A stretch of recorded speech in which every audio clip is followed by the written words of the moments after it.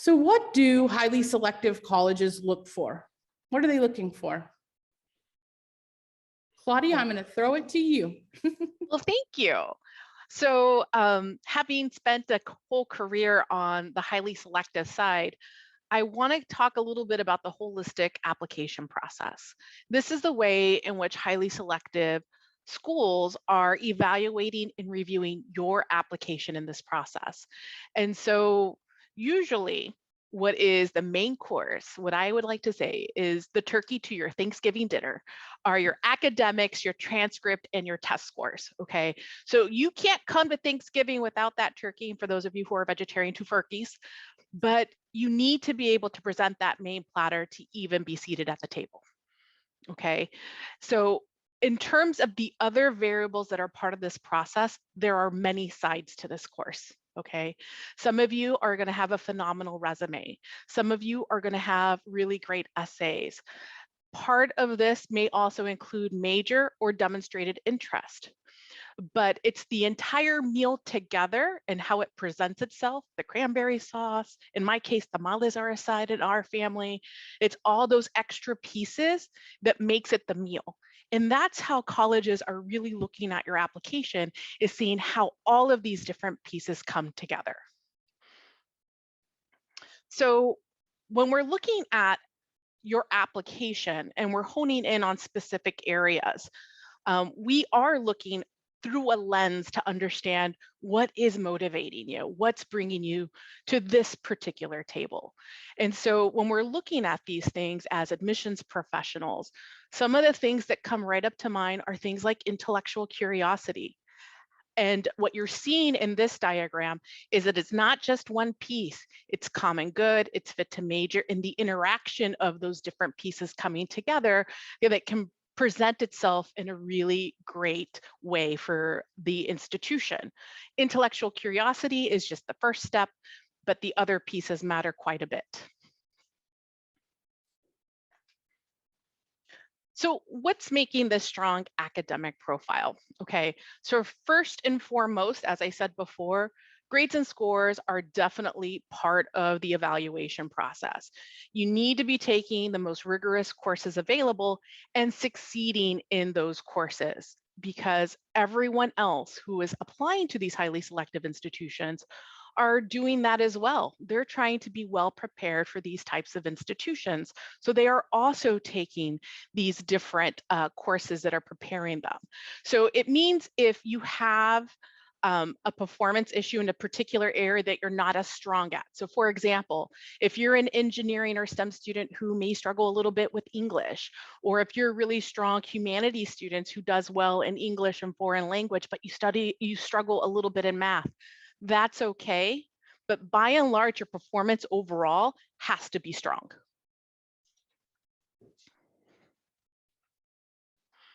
So when it comes to the curiosity piece, I love this quote, by the way, just because it is very much what our community is looking at.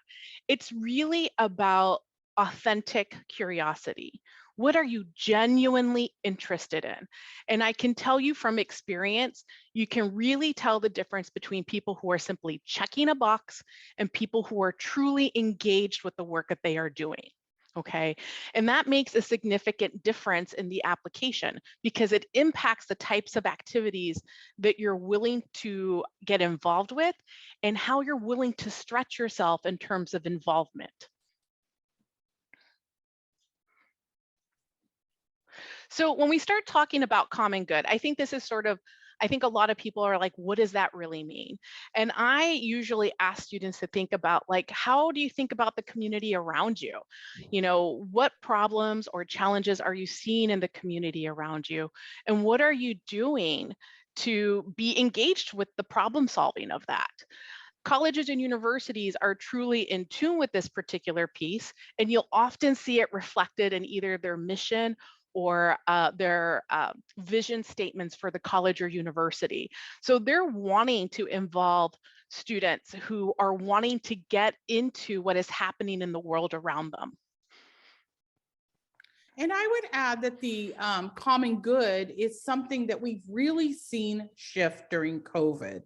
And so Many of my students will come in and they will say, I am so excited because I got 100 service hours. I got 150 service hours. So we've been in this kind of push, if you will, and we have organizations like that are great organizations, but are really just like pushing to do lots of different activities. I think the trick here, which is challenging, and I'm really noticing students having a hard time making a shift to this, it's asking the question that Claudia just said. It's a harder question to answer. What is the impact you want to make? I've started doing this activity with younger students because I think it is something that students have to think about early in order to be ready to answer these kinds of questions. And one of the things that we saw such a shift on is the questions that colleges are asking when in the application. So hard to think all the way out to you're going to be filling out your college application. What is it you care about? Where do you want to impact? Many of those questions came up and are coming up. And we saw our students so struggling on these. And so this is a conversation that also is great dinner table conversation. Like as a family, what are the issues that we're concerned about and how do we want to get involved? You know, I've seen quite a few students doing some really great work around hunger, around homelessness, around the environment. But they're not just collecting hours. And our collection doesn't work at highly selective schools. So you've really got to think about getting out, shifting a mindset, if you will, from I'm going to go do a whole bunch of hours over here to what do I really care about that I would want to impact? Because students are going to have to write about that on the other side. And just like Claudia said, it's easy to kind of see through. She's been in that role. You know, I don't think I said at the beginning, Claudia's worked at Cornell, she's worked at Rice, she's worked at Harvey Mudd. So she's read on the other side of this. Really important that that students are thinking about this, because I think this is here to stay. So on the other side, there are influences that are happening that can be a little bit out of the student's control. And I think this is what's really hard for families to kind of digest, because you really are working hard. Your students are working hard to put their best foot forward. And we see that effort. And so it's really hard to understand that colleges and universities are their own institutions, and they're serving their own mission, their own values, and they're reporting to their own board or their own chancellors on their campuses. So oftentimes what's hard for us to comprehend when we're students in this process is that it's not really always about you as an individual. The responsibility of the college or the university that is selecting a class is that they are really building a class of lots of different people. Okay, so when we're looking at that overall composition, they're looking at the overall community, not just who is coming in that first year as a freshman, but who is already in their community, what is happening within their community. So if it's a challenge that they're wanting to shift a mindset in a particular area, they may be wanting to bring in more folks who are coming from the other perspective. Okay, so the other piece to this is that if you're really going to be an institution that is highly selective and is seen as one of the top schools, then you are invested in making sure that your class is really creating the best learning environments possible. That means a diversity of perspective, whether it's rural or more local, whether it is students coming from urban or suburban, maybe it's the student coming from an island experience, but you want those different experiences. You want those different perspectives in your class. And more importantly, you as students who are applying are also applying because that is what is attracting you to those schools. So they're looking for it on a number of different levels. The final piece of this is institutional priorities. There are things that are happening on the college side that has nothing to do with the admissions process. There are priorities that have been set there by others and that admissions offices have to abide by. So if an institution has a new charge, then admissions sort of has to fall in line. And that can come at any point in the season. And so I'll share an example of one place where I worked where in the middle of the reading season, that's what we call application review on the admission side of the desk is reading season.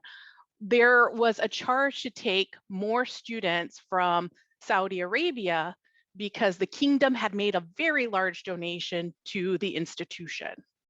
And so is there any way that you as a student could have predicted that they were going to be looking for more Saudi students? No. Was there any way that you could suddenly become, a citizen of the kingdom? No. There are things happening at work that are behind the scenes that are influencing this process that has nothing to do with you. And I say all of this because you should not be chasing the things that you think a college wants. You should be doing the things that bring you joy and that make life interesting for you and where you feel engaged, because that's what the college is ultimately going to be looking at when it comes to the review process. Okay, so trying to mold yourself for them won't work. Be your own person in this process. Fantastic. Thank you so much, Claudia. So let's talk a little more about what depth means in the college process, because I think it's such a huge part. As I said, when we started, one of the things that happens is that, and I see this with my students, is the grades and test score piece, if they're applying to a lot of highly selective colleges, they look really similar, right? I mean, there's certainly difference, nuanced differences, but they look very, very similar. So when a college, when they've made it kind of through that first hurdle and they're going to get a second read, so much of it, part of it is what Claudia just said, it's all those institutional priorities, which we can't solve for, right? We just can't. And it's what have you as a student, what is it that you love and what is it that you've done? And at College Matchpoint, we have kind of something we call I-4, which is just that the student has aptitudes, skills, and motivations, those things that bring them joy, that make them tick, that make them different than their friends, right? And in 9th and 10th grade, most students are on the right-hand side, as they should be, exploring interests, getting involved, and trying things out, trying things on to see what they're interested in. But as students go through high school, they need to be hopefully moving towards some aspects that show initiative and impact. And that's going to be really important in them being able to stand out. And they should be students who want to show initiative and impact. In other words, they're not doing that to fill out this application, because one can almost always see through that. They actually genuinely take initiative. They actually genuinely want to make an impact. And so an initiative is, starting with an idea and taking steps to make it a reality with a tangible outcome. And I think one of the things this goes back to that I said sort of at the beginning is that self-driven piece, right? It's self-driven. I really want to learn more about this. I met with a student recently who is really interested in psychology, and she got a great idea of something that she'd like to do in her school, which is ultimately going to be, a tangible outcome. It will look good in the college process, but it's going to be good for her no matter what tier college she gets in, because she's genuinely interested in it. And that other piece, which sort of can beat off of the common good, is something that could have a lasting impact, right? And That could be common good, or that could be leadership. A question I like to ask students oftentimes when I'm talking to them is, like, how do you want your school to be different because you were a student in it? Like, what do you want it to be? You know, well, gosh, I always wish there was a this, or some of the things are simple. I remember a young man a few years ago, he loved chemistry. And he's like, we don't have a chemistry club. He wanted a chemistry club. Or some of them are much bigger, you know. I want our student to, our school to address these issues by doing this. I want to join into a larger conversation than just my school. I had a young man a few years ago who, you know, went to a school that wasn't terribly diverse, and he got involved in a consortium about diversity, and he became very interested in that, went to a national conference, came back, brought those ideas to his school. That could be anything. Like, what is it that you're so interested in that you would like to make an impact on at your school, in your community, in the state, you know, wherever, but to make an actual impact. And how are initiative and impact evaluated? I think first is that it's genuine. I think that's so important. It's not on the slide, and I think, to me, I should add it on there because I think that that is so important. We do see our students who are, you know, attending highly selective colleges impacting at a state, a national, and international level. So that is, you know, the size of the arena matters. Colleges want to see the problems that students are they're committed to addressing. So again, it's that, what legacy will they leave? And I think that's a question that we're more and more seeing colleges trying to get at in applications. Like, what are you really about? Like, what do you really want to address in the world? There's not a right answer, except that there needs to be an answer. And I don't think our current education system, for the most part, is engaging students in those conversations. So I think we have to think about, how do students, what are the arenas where they can have those conversations? And certainly home is one of them. So I would encourage you, whether you're, you know, whatever level college your student is wanting to apply to, I think that is a phenomenal conversation to have. We're especially seeing, actually, Claudia, I'm gonna have you speak to this, speak to STEM students. Yeah, I think that with STEM students in particular, we're seeing that depth exhibit itself in a lot of different ways. That natural curiosity, you see that progression over time with STEM students. They start asking more questions. You might see them engaging with STEM with like a chem club at first, and then they'll want to take it to another level. And they're like, you know what? How interesting would it be if I did X, Y, and Z next? And then you see them pursuing that. So that could be an internship, or they start having really meaningful conversations with people who are practicing chemists, as an example. But where I'm starting to see more from STEM is that you can't just do a one and done typically with STEM. Usually we want to see that commitment over time, because it takes time to develop those skills. And in any area, it takes time to develop skills. But a focused skill set in STEM does take a little bit more time.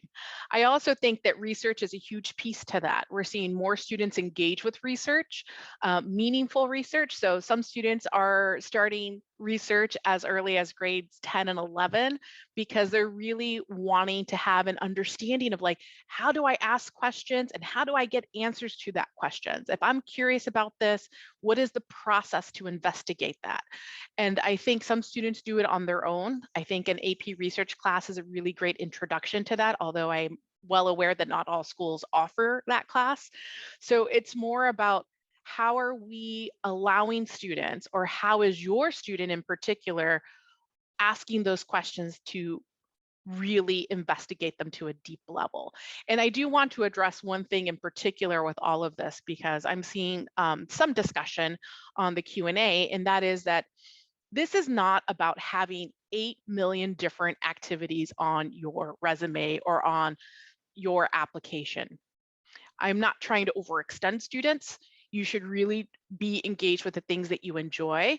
But really, that depth usually will manifest itself only in 2 or 3 different activities. So students will jump in deeply to a couple of different things and not in every single area. Okay, so if that means that your student's an athlete and they're taking that to a state and national level, fantastic. Okay, if that means that your student is the scientist and they have done research, multiple iterations of research over the summer and are engaged with that community during the year, that's great. Okay, so it's not about doing a ton, but really investigating the things that you enjoy to that deeper level, and then sharing that joy with others. How are you sharing that joy?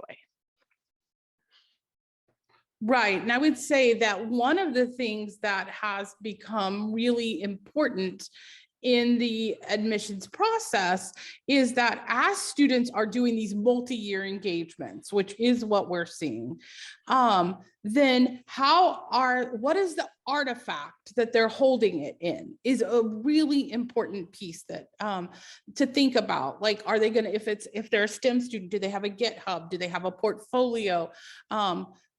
Documenting things, is really important. Many students, when they get to the point of applying, may choose to have a simple, not fancy, not, go out and, just something simple website. So thinking about the documentation of what the student is doing is very important, especially as we, something I've seen in the change in the years that I've been doing this has become a more multi-year process. And so one of the things that often happens in that summer between junior and senior year is we're just trying to find everything, right, for the student to be able to document that. So thinking about now how to keep up with all of that is really important, because it chains a great story together. I was working with a young man this summer, and I loved seeing some of the early work he did and where he's gotten. And so I think, the people who are reading these are very human, they are, so we want to show that evolution, if you will. And so how you're going to actually document the initiative and impact is important. Let's just talk about a few students. And I think people sometimes like examples. Like, I'm just going to choose a couple here. A student who launched a travel YouTube channel and gained thousands of followers. A student who got a prestigious internship at a major cancer center, writing and producing a play that is performed at a local school. So those were all initiative. And then we see like where the student took it. The YouTube channel caught the attention of a producer who hired the student to do a series. Or the student's research was published in an academic journal, so it actually is out there to stay. Or the play got excellent reviews and it was picked up by a regional theater. This hits at something I think is so important. You started with an idea. Some of them will, catch wind and fly high.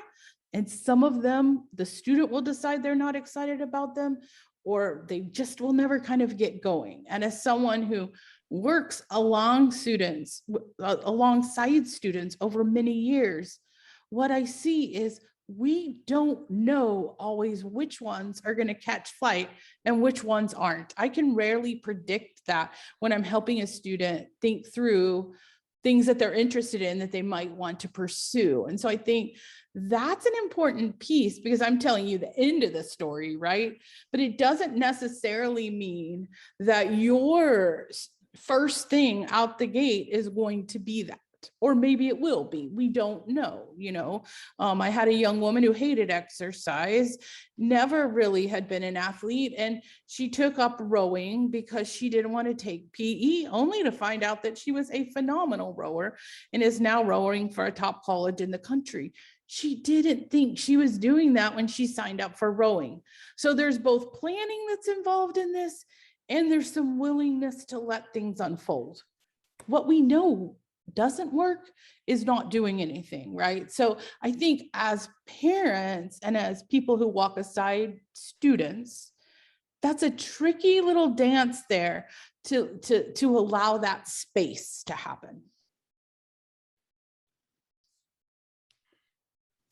So now let's talk a little bit about application strategy. I know that many people on here have younger students and may not even be thinking anything near applications yet.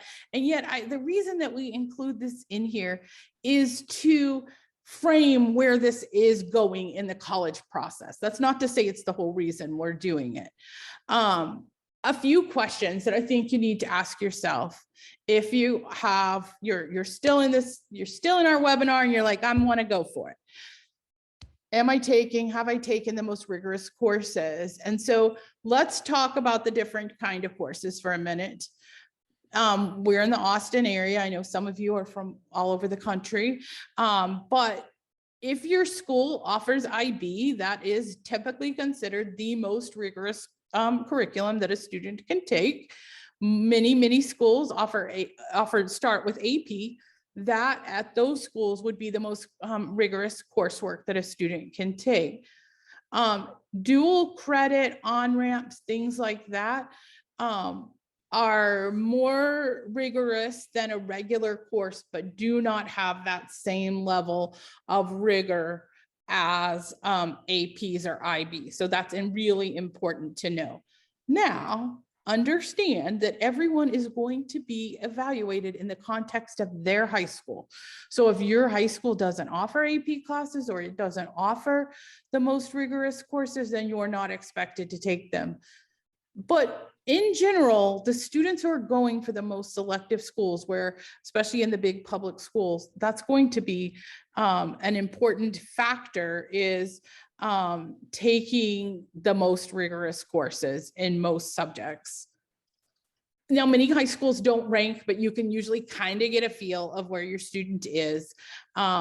But do you think that you're within, top 5, top 10% is going to be important. So getting kind of a realistic idea of that, to me, is really important.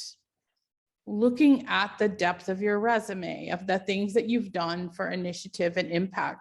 If you're younger, I would say, if you're in the 9th or 10th grade, I would say first look at, what am I involved in and interested in? What's sparking interest? As Claudia said, what's going to bring you joy? So think about that and do more of those things. When you get to the point of writing college essays, do they highlight your unique intelligence, your curiosity, and your perspective? And parents, if I can say one thing that I would suggest you encourage your students to do at home, it's reflection.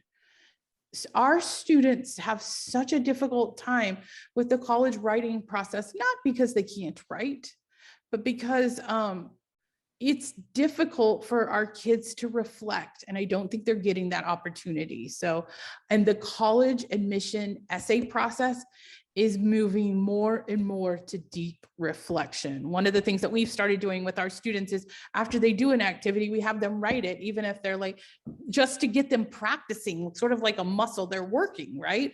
So that is really important, is that reflection piece.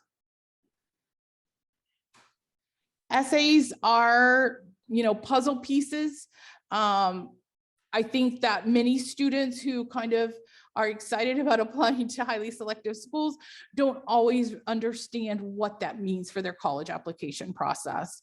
We have seen a trend in COVID to colleges increasing the number of essays. So without giving you a whole primer on application, if you do the Common App, you have a main essay, but then the colleges have their what they call supplemental essays. We have seen a very large increase in the, especially this past cycle, in the number of essays the colleges are asking for, because they're trying to get to know you. They want to hear how you think to determine if you're going to be a good fit for their community. But it is an enormous amount of work that has to be planned for.